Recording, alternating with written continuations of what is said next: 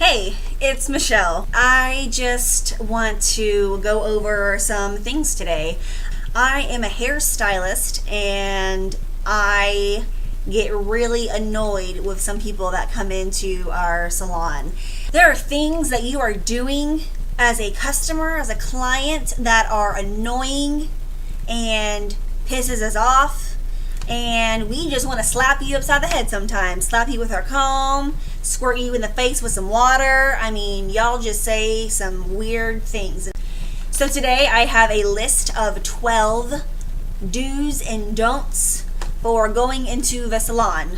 Salon etiquette, if you will. So here we go.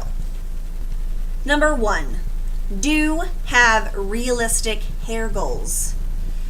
If you have thin, fine hair and you bring me a picture of a woman who has fuller, even curlier hair with more body than yours, I could cut your hair and style your hair exactly like that photo, just as you ask. And because your hair is a different texture than the woman in the photo, then your hair is not going to look like her hair exactly. It's going to be styled in that same way, but you're not going to be happy with it because your hair just can't do that. It is just physically impossible for your hair to do what that hair is doing in the photo. So have realistic hair goals. If you want to be blonde and you have a lot of dark color on your hair, it could have been 3 years ago since the last time you colored your hair. But if you have long hair, there's still going to be color on the bottom half. All this will be your new hair, no color, but all this is still have color on it. So what people don't understand is when you are going blonde, you're not putting color in, you're taking color out. And so if you have color on your hair that's been there for years, I mean, that's going to be really hard to get out.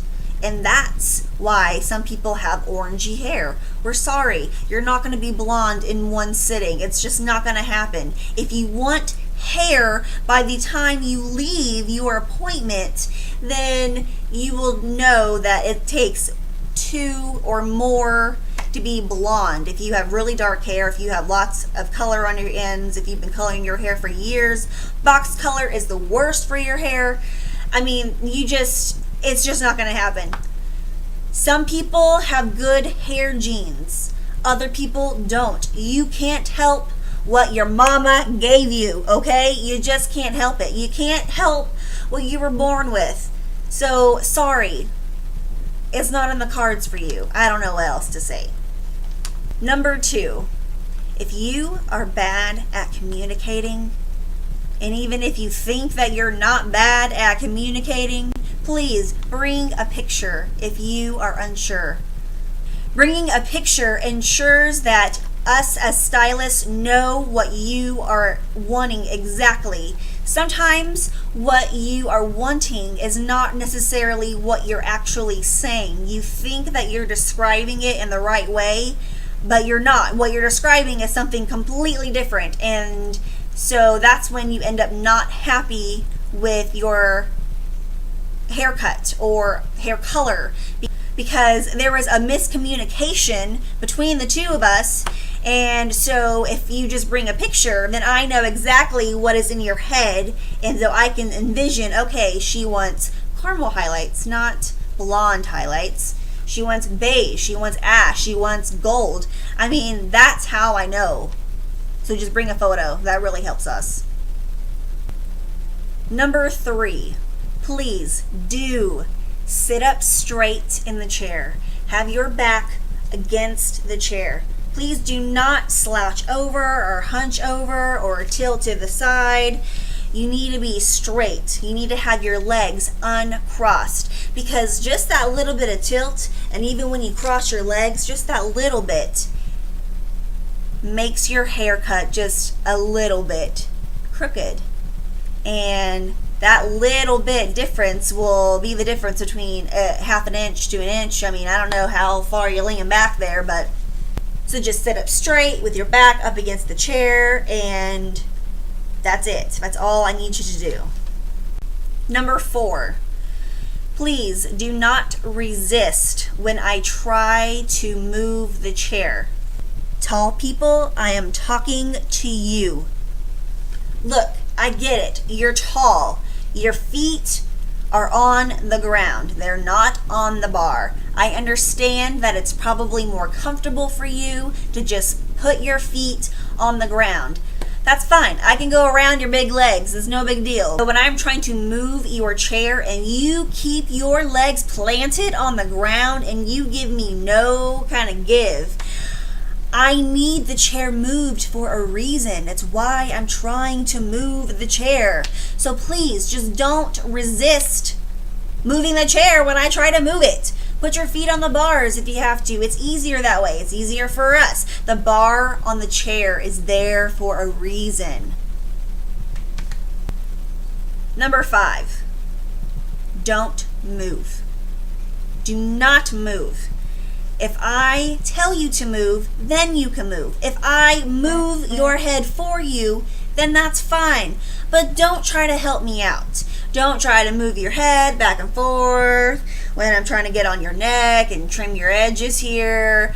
Don't do that when I'm going over your head with the clipper. When I'm washing your hair, don't try to lift your head up and move it. If you stay still, it's going to be fine. When you start to move your head, you mess things up for me and you make it way more difficult than what it has to be. Just don't move unless I tell you to move or move your head for you. That's it. Don't even touch your hair. Don't take the comb out of my hand. I can give it to you if you ask for it, so you can show me if you really need to show me. But really, just don't move at all. Just don't look in the mirror to see what I'm doing. A lot of guys, I'm going up on their hair with the clippers, they'll like side tilt their head and they want to look in the mirror to see what I'm doing. Don't do that. Why are you doing that? Do you have to watch? Is it entertaining for you? I don't get it. Don't touch your hair. Don't play with your hair. You can tell me that your part is on the left side. You don't have to physically show me, oh, it's on this side. Do you not know your right and your left? I mean, come on, people. I know you're trying to help us, but don't. You're making it worse. Number 6, if you come with a crap ton of product in your hair, I will ask to shampoo your hair, and you will say yes, and you will pay for it. Don't come with a ton of product in your hair because it makes it so much harder for us to cut your hair. We can't get a grip of the hair. It's so slippery and slimy. We can't get our combs through it. We're trying to get our combs through it, and then all this gunk and stuff gets up on the comb and on the brush or whatever we're using. It's just not good. It makes us not get a precise cut. And then also it dulls our shears. Our shears have to be sharpened 2 to 3 times a year. We pay for that ourselves. If you are going to be coming with hair product in your hair and not want a shampoo, then maybe I'll upcharge you. Who knows? Because that's my money that I'm having to use to sharpen my shears. And clean hair is always appreciated. Number 7, if you have thick or curly hair or coarse hair, do not ask me for a dry cut because I probably will upcharge you for that. Because again, it dulls our shears. It makes it super hard to cut your hair. We can't get a grip of it. We can't really see exactly what we're doing. Sure, we can see how the hair is going to lay, and we can see that it's not going to shrink because it's already dry. Very rarely will I cut someone's hair dry. If you have very thin hair or fine hair, then sure, maybe I will. But only when it calls for it. Just please don't ask for dry cuts, period. Just no dry cuts. It's not good. It's just hard. It makes it so much harder for us than what it really should be. Number 8, if you have a small child and that child is moving around ridiculously, if that child is crying and making noise, flailing its arms and legs, moving its head back and forth. You please do help me out, please. Cutting kids' hair is hard enough, but if they are just constantly moving around, then it makes it so much harder. Don't just stay there on your phone or reading the magazine, just ignoring me, seeing that I'm having a difficult time with your kid. If your child comes out with a crooked haircut, then it's not my fault. That is not cool. It is your responsibility to help me with your child. At my salon that I work at, children's cuts is the exact same price as an adult cut. The reason being, it is so much harder to cut a kid's hair. It just is. Most of the time they're moving around anyway, so why not charge them more? I don't understand why people charge them less. Just because it's a kid and it's got a smaller head, it's more difficult to do. That's why we charge the same. Number 9. Do relax. Don't watch me shampoo you. When I'm shampooing you, this is supposed to be a relaxing experience. I am performing a service on you. You need to relax and not help me and not stare at me either. It's really uncomfortable. Kids do this all the time, but adults do this too. I'm not looking at you when I shampoo you. When your eyes are closed, I'm not looking at you. I'm looking at your head. I'm looking at your hair. I'm looking at what I'm doing. I might be looking around, but I'm not looking at your face or your body. I don't care about that. I'm caring about your hair and your head at the moment. So relax. Be quiet. Don't talk to me. I mean, you can talk to me, but it's supposed to, again, it's a relaxing experience. And you're ruining it by looking at me. Also, side note on this, and this could be its own number, but I'm just going to lump it in with this one. If you have a color service done, please do not ask me how your hair looks when I am shampooing it. Your hair is wet. Your hair looks wet. I can't tell what it looks like right now. Your hair is wet. It never looks the same wet and dry. So, yeah, we're all lying to you. We're telling you, oh, sure, your hair looks fabulous. But really, we have no idea. We could have messed your hair up so bad. We could have had a big bleed spot on the back of your head or the side of your head, and we wouldn't even know it when your hair is wet.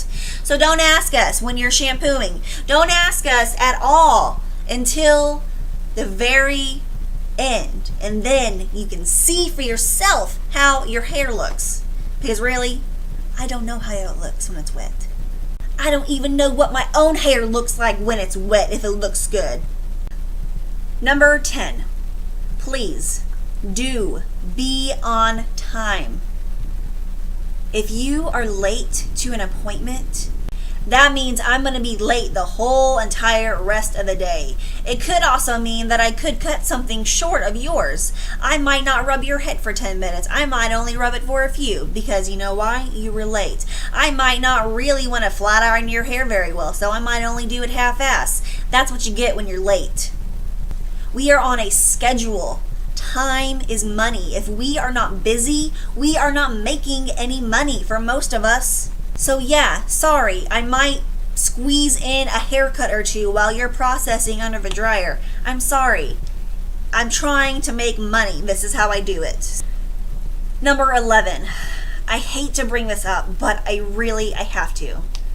If you are satisfied with your haircut or your hair color or your service, whatever you got, do tip your stylist. They spent time with you. They took time out of their day to give you the perfect style or the perfect perm or haircut or color, whatever you got.